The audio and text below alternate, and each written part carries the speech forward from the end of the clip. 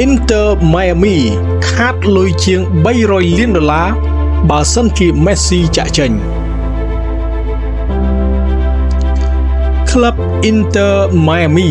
អាចប្រឈមនឹងការបាត់បង់ប្រាក់យ៉ាងច្រើនមហាសាលប្រសិនបើ Lionel Messi សម្រេចចិត្តចាក់ចេញនៅចុងបញ្ចប់នៃរដូវកាលនេះ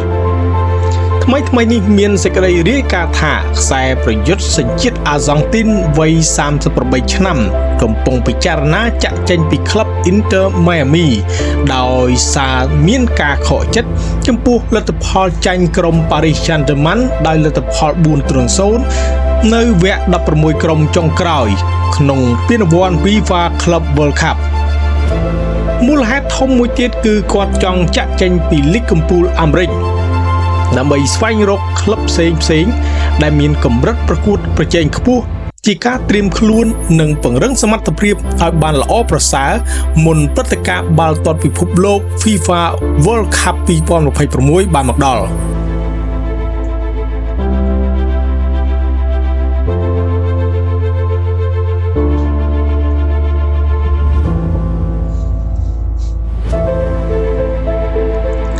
យោងតាមការចុះផ្សាយរបស់សារព័ត៌មាន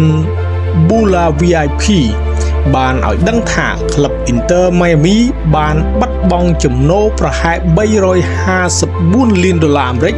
ប្រសិនបើតារាឆ្នើមពានរង្វាន់ Ballon d'Or 8 សម័យកាលចាក់ចេញចាប់តាំងពី Lionel Messi មកកាន់ក្រុមដែលមានមូលដ្ឋាននៅរដ្ឋ Florida មួយនេះ បានធ្វើឲ្យ Inter Miami ទទួលបានកំណើនប្រាក់ចំណូលពីការលក់សំបុត្ររហូតដល់$312.7 លានអាមេរិកចំណែកចំណូលពីការផ្សាយការប្រកួតនៅលើ Apple TV ក៏មានការកើនឡើងផងដែរពលពួកគេរករហូតបានទៅដល់$35 លានអាមេរិក គួរបញ្ជាក់ផងដែរថា Messi បានចូលរួមជាមួយនឹង Inter Miami កាលពីរដូវកាលឆ្នាំ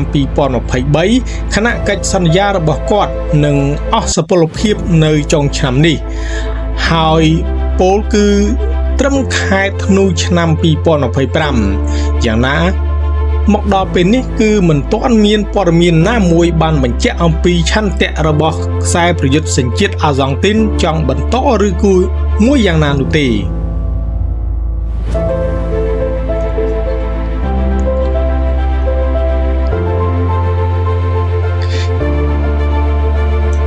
យ៉ាងណាមកដល់ពេលនេះគឺមិនទាន់មានព័ត៌មានណាមួយបានបញ្ជាក់អំពីឆន្ទៈរបស់ខ្សែប្រយុទ្ធសញ្ជាតិអាហ្សង់ទីនចង់បន្តកិច្ចសន្យាថ្មីនៅឡើយទេ